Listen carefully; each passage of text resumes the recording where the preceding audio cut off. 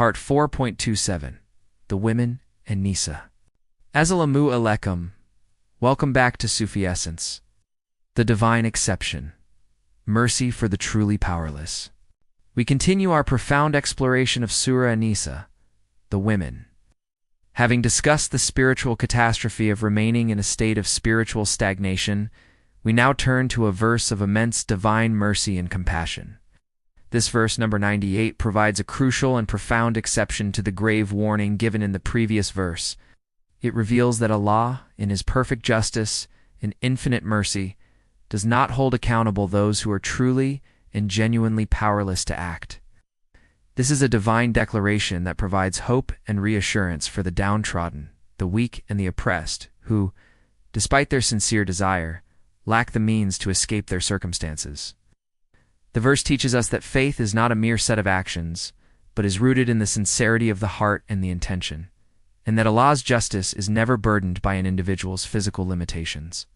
It reveals that the Lord of all creation is fully aware of every person's plight and their true capabilities, and that His judgment is based on truth, not on a person's physical ability. Verse, except for the men, women, children, who are truly powerless and find no way to escape and find no guidance to the way. Kanzul Iman, Quran, the women, 4298. Context of revelation. This verse was revealed as a direct continuation and a compassionate clarification of the previous verse. The stern warning in verse 97 might have caused immense fear and despair in the hearts of those who were believers but were genuinely unable to migrate from lands of oppression.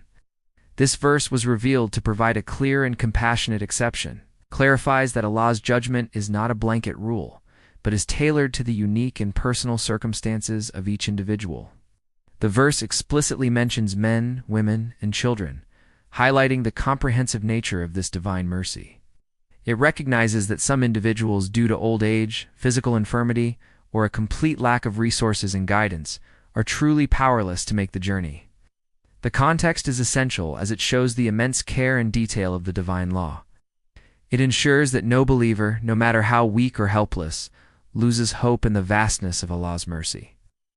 This verse is a powerful reminder that the divine law is perfectly just and that the Lord of all creation never burdens a soul beyond its capacity. Explanation. This verse is a profound spiritual teaching that reveals the depth of Allah's mercy and justice. The verse begins with a clear and unequivocal exception, except for the men, women, and children who are truly powerless. This phrase is a spiritual relief for the hearts of the weak and oppressed. The use of the word truly is a spiritual key. It implies a state of being where a person has exhausted all possible means and has no remaining option to act. The verse then details the specific reasons for this powerlessness, and find no way to escape and find no guidance to the way. This phrase is a powerful spiritual teaching. It signifies that the individual is not only physically unable to act, but is also in a state of spiritual and intellectual darkness, having no knowledge of the path to freedom or the means to achieve it. This is a profound recognition of the external and internal states of a person, revealing that Allah's judgment is not superficial, but is based on a complete and comprehensive understanding of the human condition. The verse is a powerful reminder that sincerity of intention is the ultimate criterion for divine judgment. A person who sincerely desires to act in the way of Allah, but is physically unable to do so, is in a state of spiritual striving. The verse also serves as a warning to those who may be feigning powerlessness to escape their spiritual duties. The word truly serves as a spiritual and ethical safeguard, ensuring that the divine exception is not abused. This is a spiritual teaching that tells us that a person's spiritual state is a reflection of their willingness to stand up for justice.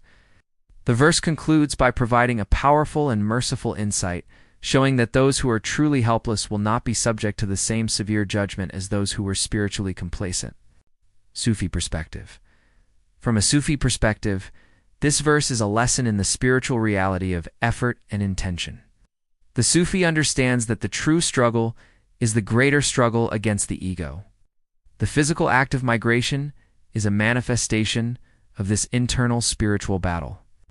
The individuals who are truly powerless are in a state of spiritual perfection. for they have surrendered their will to Allah and accepted their state of powerlessness with grace and patience. The Sufi understands that true spiritual progress requires constant effort and a willingness to sacrifice one's comfort, desires, and attachments.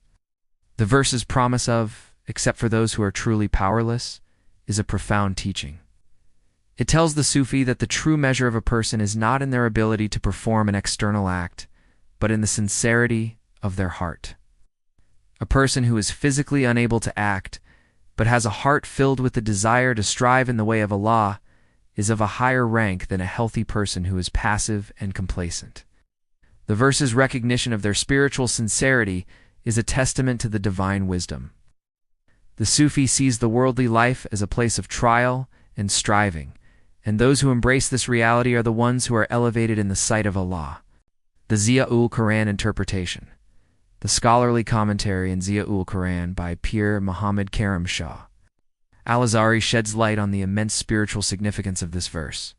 He explains that this verse serves as a profound reassurance for the community of believers, especially for those who were living in lands of oppression and were genuinely unable to migrate. He notes that the verse provides a clear and uncompromising distinction between those who are truly unable to act and those who are spiritually lazy. Pir Muhammad Karam Shah Al-Azhari highlights the profound psychological wisdom of the verse, explaining that it perfectly captures the state of a person whose faith is active and whose allegiance is to Allah's cause rather than to their own comfort. He argues that the verse introduces a humane and just system that honors sincerity and commitment. The commentary posits that Allah, in His perfect wisdom, established a law so clear that it would force the community to recognize that the path to true spiritual wealth lies in active striving and sacrifice, not in complacency. Pir Muhammad Karam Shah Al-Azhari also emphasizes the comprehensive nature of the word struggle, which includes all forms of sincere effort, from military to social and intellectual. The commentary argues that we should not question the wisdom of Allah's commands, but accept them as an expression of His perfect knowledge and wisdom, which uncovers the hidden truths of the human heart. Hadith, the Prophet, peace be upon him, taught, "Verily, actions are by intentions, and verily every man will have what he intended." Sahih al-Bukhari. This hadith beautifully illustrates the core spiritual principle of the verse. It provides a simple yet profound teaching that places the sincerity of a person's intention at the very pinnacle of Islamic law and morality. The hadith, in conjunction with the Quranic verse, affirms that true faith is an active state of being that includes a profound reverence for the life of every human being, and especially the life of a fellow believer.